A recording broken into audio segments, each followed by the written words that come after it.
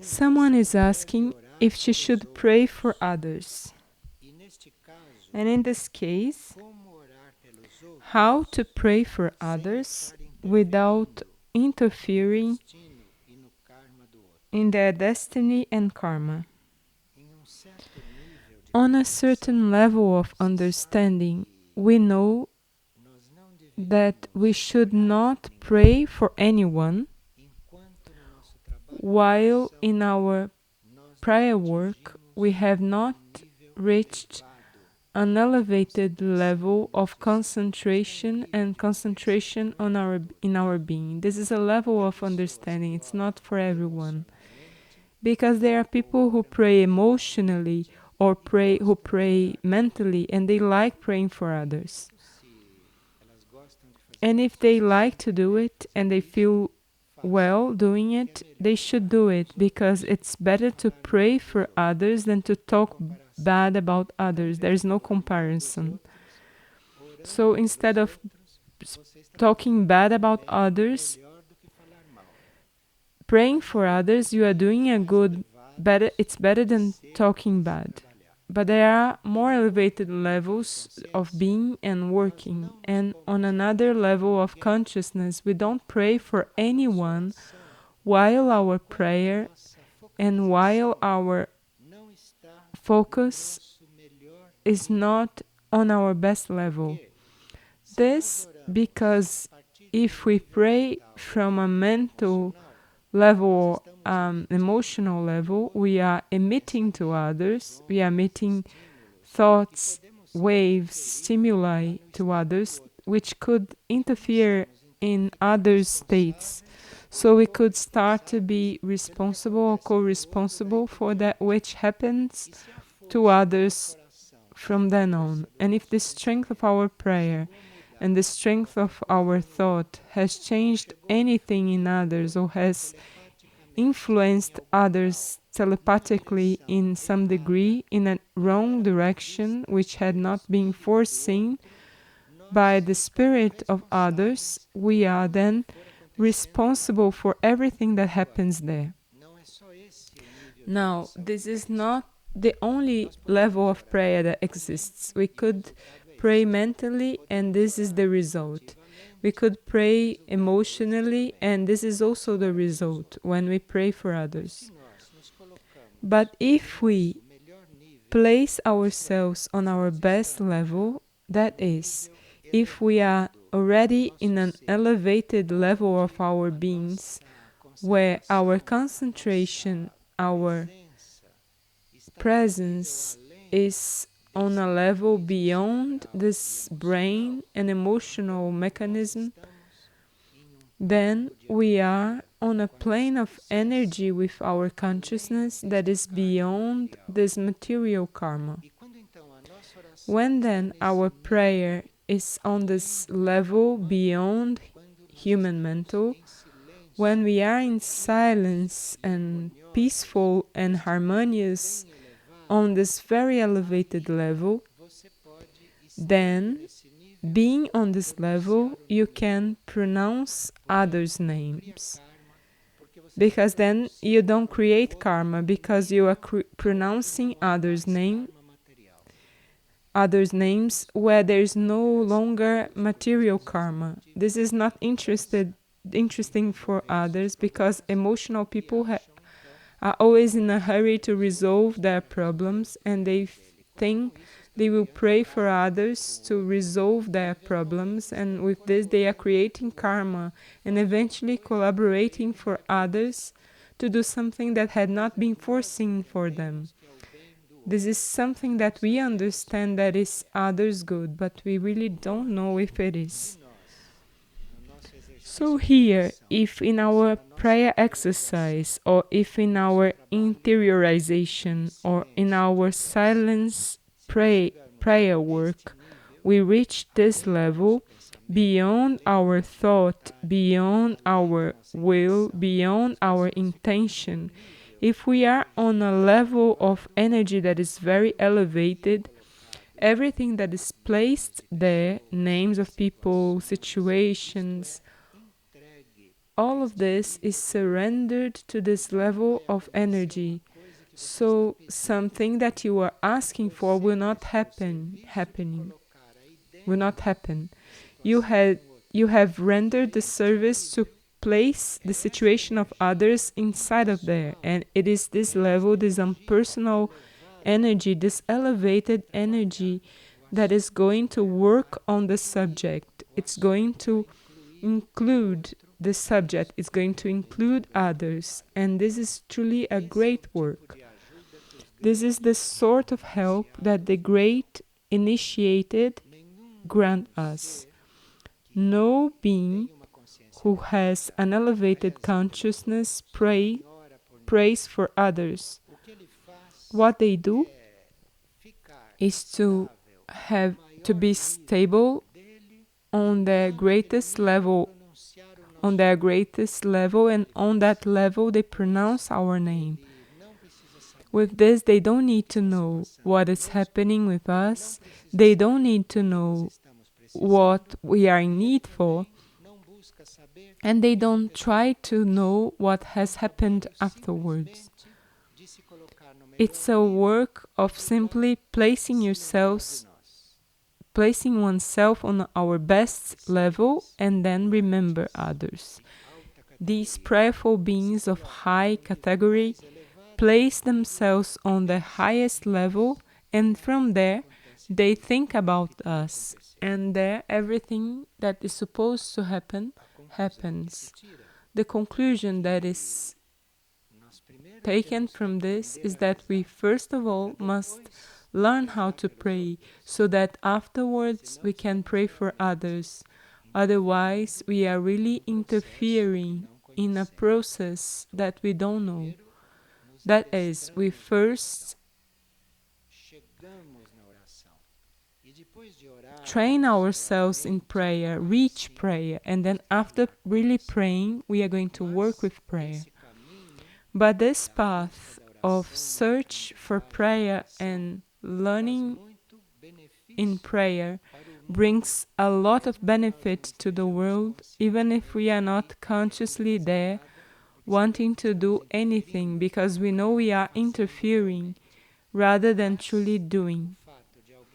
But the fact that someone is interested in prayer, that someone is preparing themselves in prayer or praying their own way, for the world in a general way, this is a great benefit, because this elevates the vibration of the world.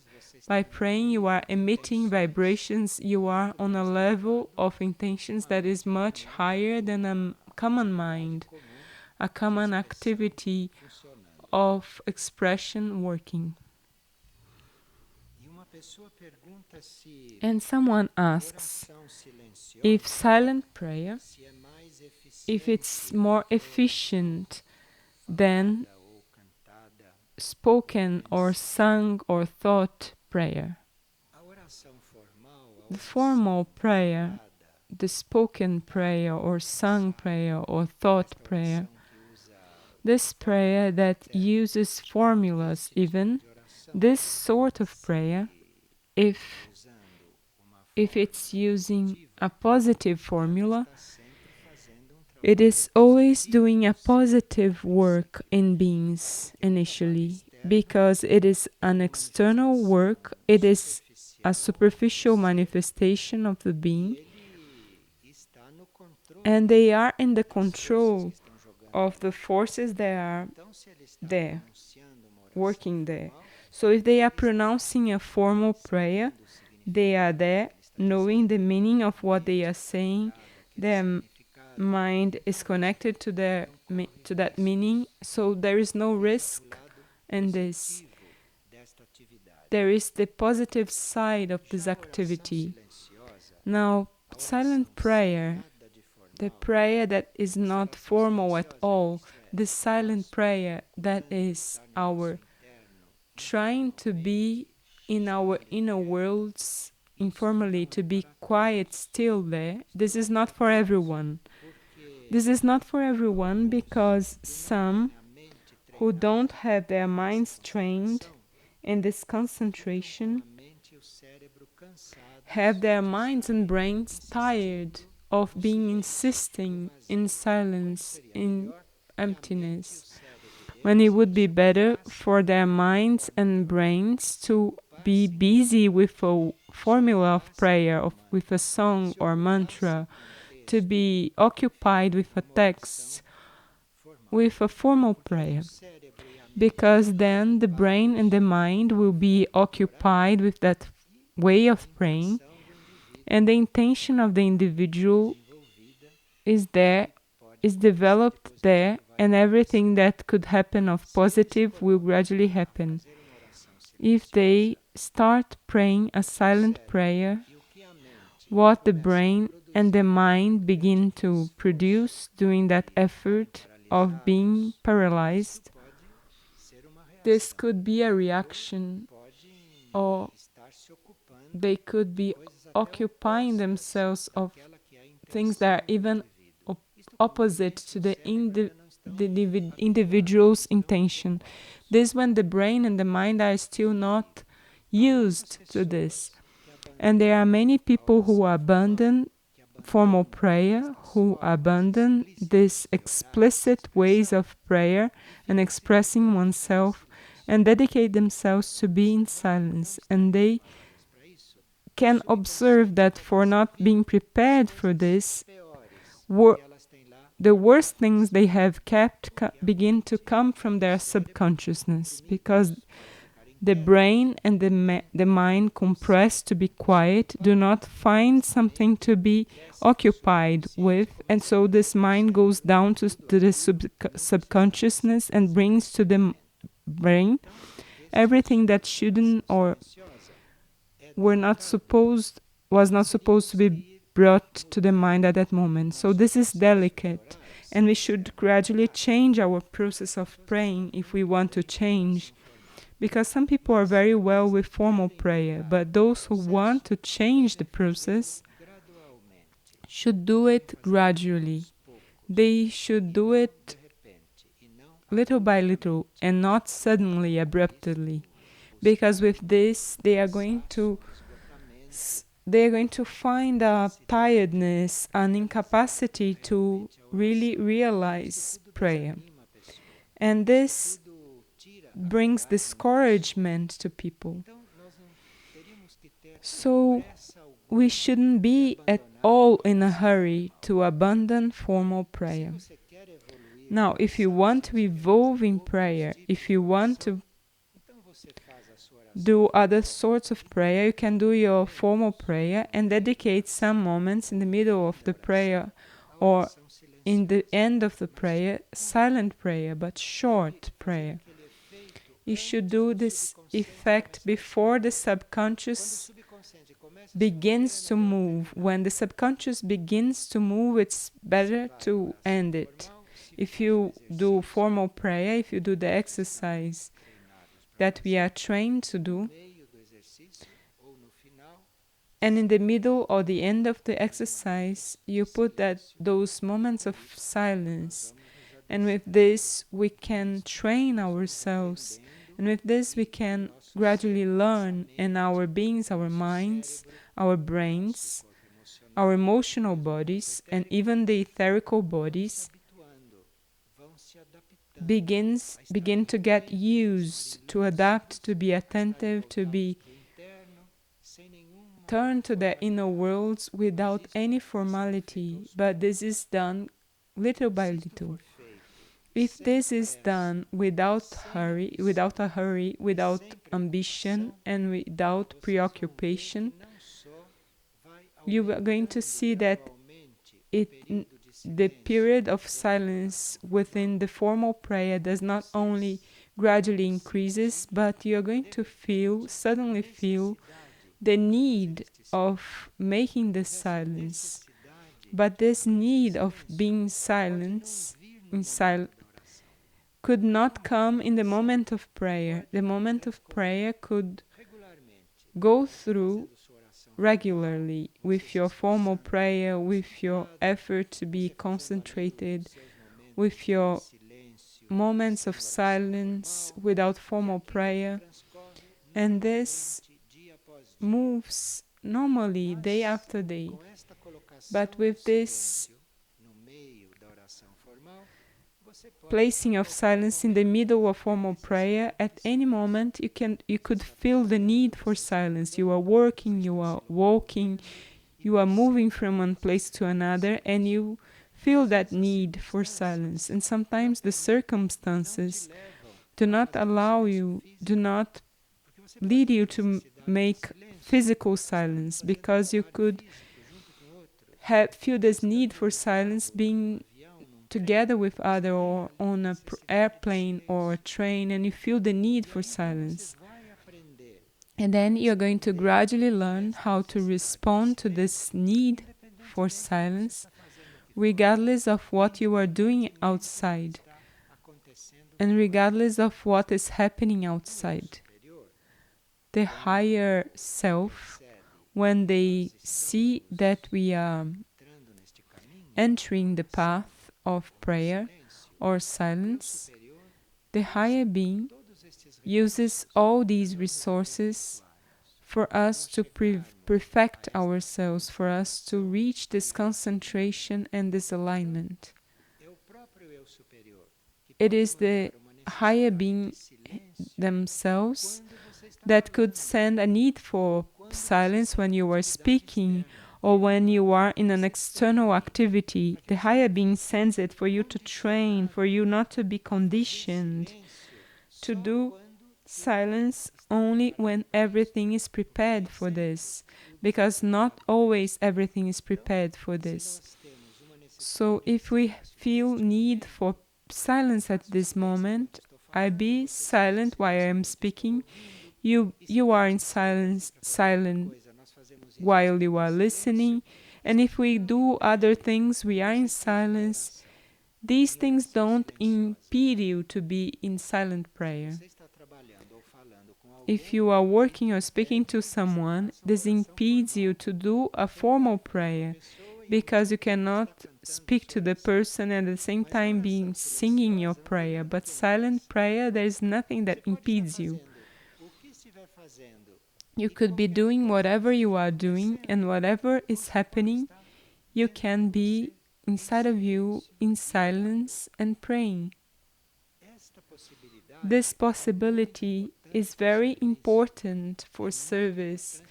This is very important for work, and it's very fundamental in a harmonious coexistence. Because in a coexistence, in a talk, in a dialogue, in the middle of an action with others, only there begins to be something of a denser vibration, or something in the any discontrol. Disharmony begins to happen there. While this is happening and you are participating, you enter in prayer. You enter in silence, and no one realizes. What is realized is that things begin to change. So people begin to pronounce things, dense things, low things, and you are there apparently just listening, but you are also praying. You are in silence. And then you are going to see the work of silence. How little by little the silence radiates, emanates. Silence goes around all of that, and suddenly that person is saying with a different vibration. They change their subject, they change their tone. So all of this is prayer. All of this is part of prayer. And of course, it's not a formal prayer. And if this is installed in our consciousness, if this informal prayer, if this silent prayer enters our habits, then we are practically apt and ready to work and serve at any time and any circumstance. The person asks, what's the meaning of The vigil, the vigil hollow in Figueira. If silence are present constantly, why do we need that place? The energy is really present everywhere, it's omnipresent. But this place is a point of catalyzation of our intentions. We have many intentions in the sense of serving, of being available, in the sense of doing an alignment with our inner beings. All of us have many intentions. So there is a physical point represented by a vigil place. This is a point that is offered to catalyze these intentions, because those who take the move to that place to do a vigil, to speak some moments, this person has an intention. There is the intention of those people. So all these intentions are catalyzed. They are synthesized. And of course, due to continuous presence of intentions there, intention of being silenced, intention of being aligned, intention of being quiet, the best intentions of people are there, very well gathered, even etherically, because people are physically there. We could have different intentions that are very dispersed, distracted. But if we move to that place and we spend some time there, this is gathered, this emerges, and there, this intention that could be even a little unconscious, with that structure of the hollow, and the help there is there, the help of the environment, the help of the energies, the help of those who could be helping on the subtle planes. All these intentions are catalyzed, they are gathered. So this is a symbol of all our intentions. Even our intention of being silent.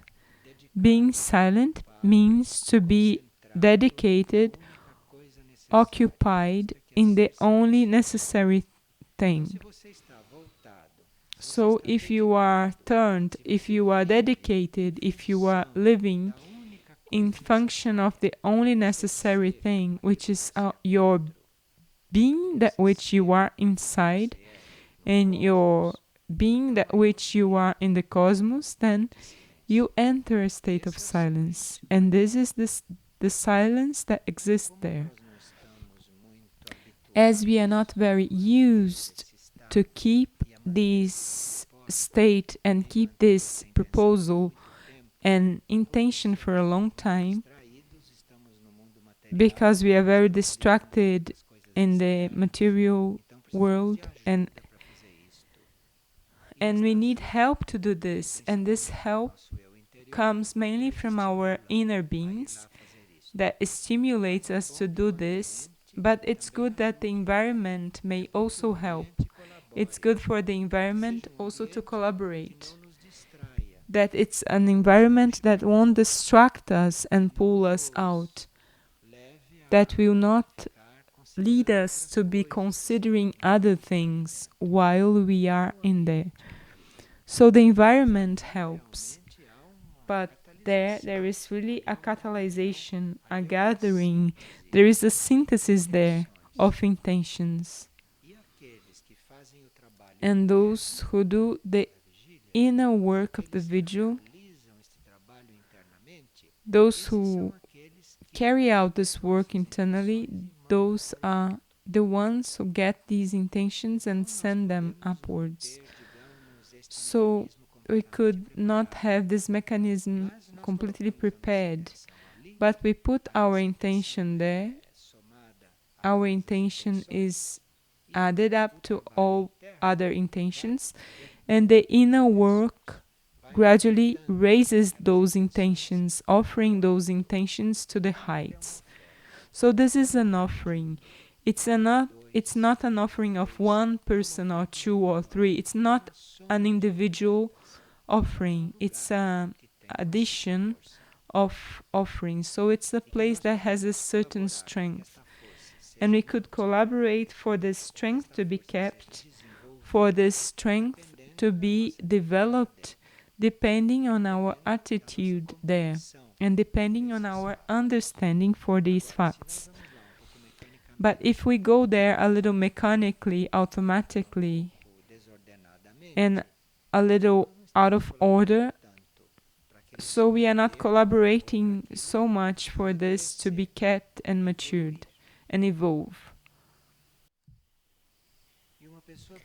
And someone asks why the Vigil Hollow is poorly illuminated. And if we are in there and we want to read, it's not possible because there is no enough light.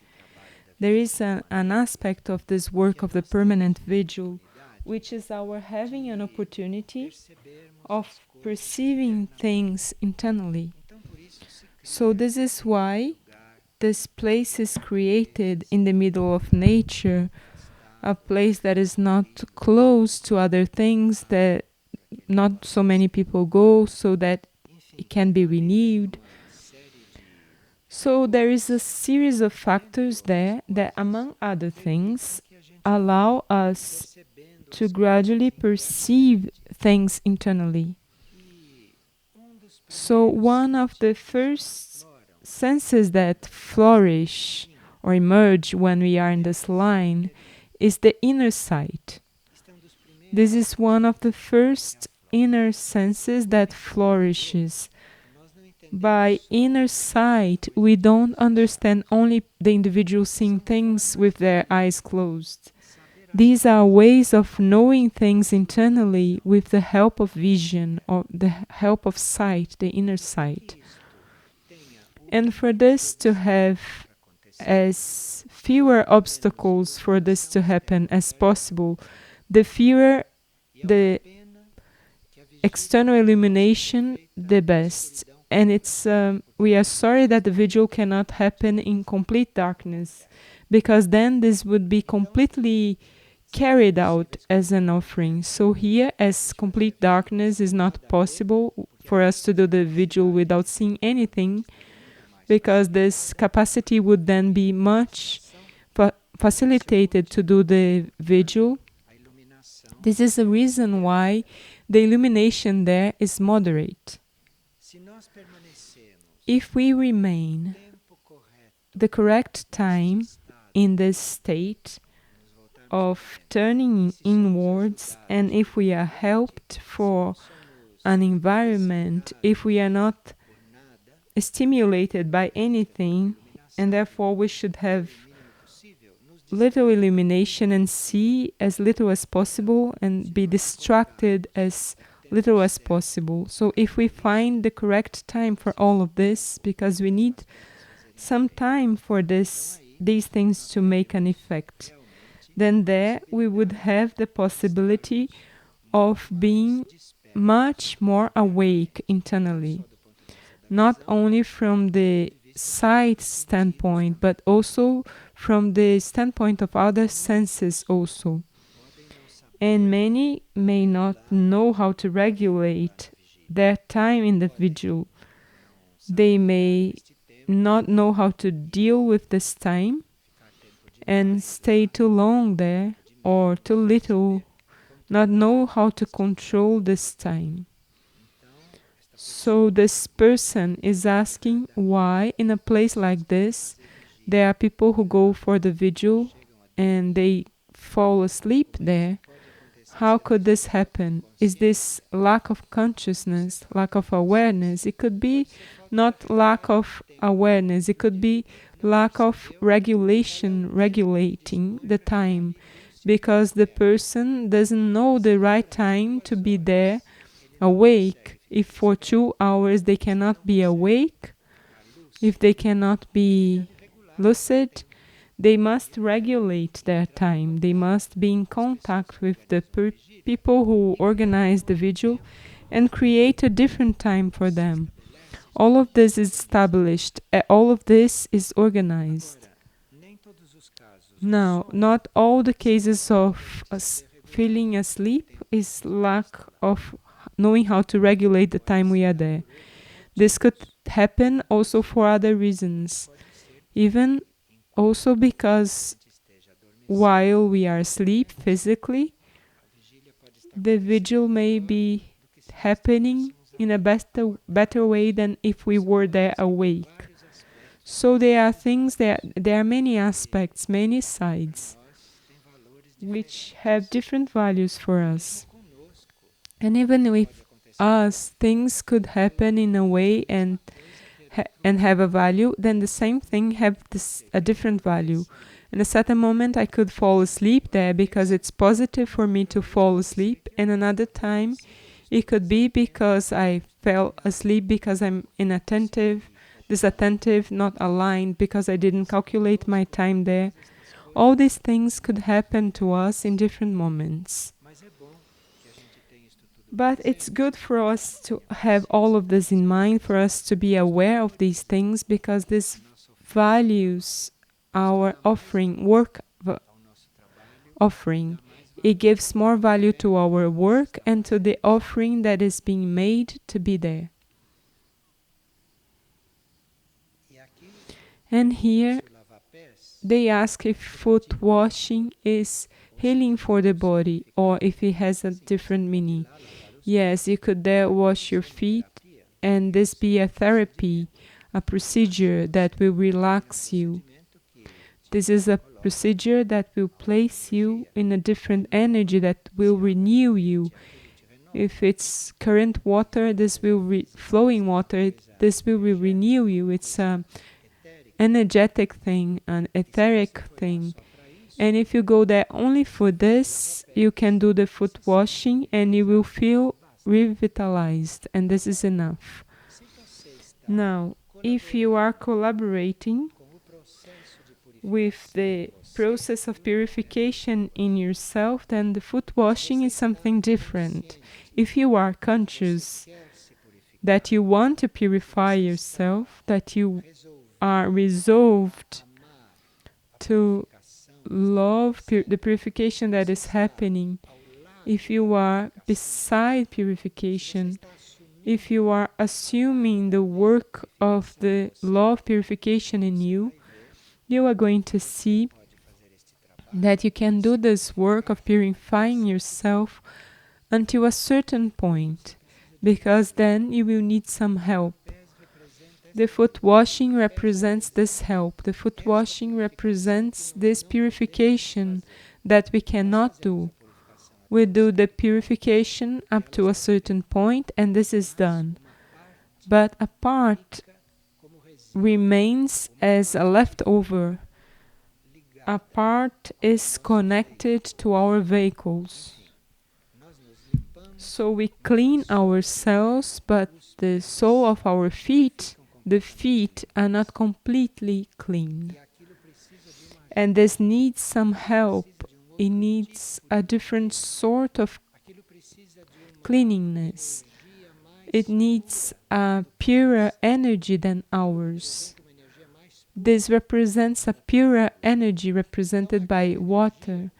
So that energy takes away all the leftovers that you have no way to eliminate. So the foot washing is a great complement to our work of purification.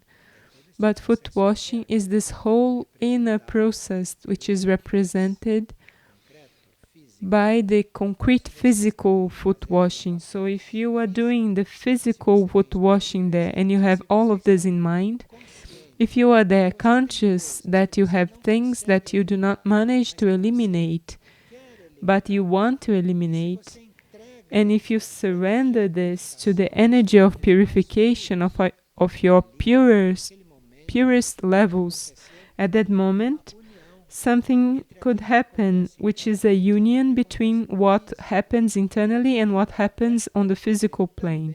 So foot washing could also bring physical beneficial consequences. And then these etheric leftovers could be washed away. And this counts a lot, because a leftover on the etheric plane is as if we were with our feet dirty and we could feel that dirtiness. And this is a leftover that we don't have energy to eliminate.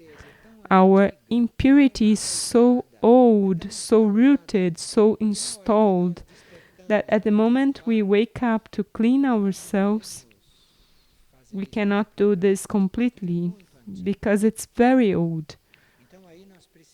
Because then there we need this purification, this subtler purification, not this purification that will clean the raw thing, the great part of the dirtiness.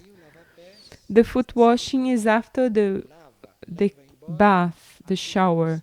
And in the ceremony of foot washing would take away what you couldn't do alone, on your own. If we are attuned with the law of purification, we can perfectly feel we are in a foot washing at certain moments. We perfectly feel we are being relieved from some burden that we couldn't resolve on our own. So the foot washing is present to remind us of this.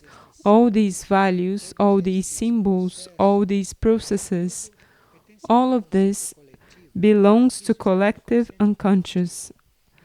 This is a collective unconscious. If you reach there with faith, sincerity, with love, if you reach that place pure, all of this that is in the unconscious begins to act. You don't need to be aware of these things. The important is that you do things with love. The important thing is that you do things being entire, not being divided. Then all these unconscious values will move, act, and work, and when we realize we are to be found in a different state. This is how things happen. You just should place yourself in the right attitude, because all the rest will be done by the energy.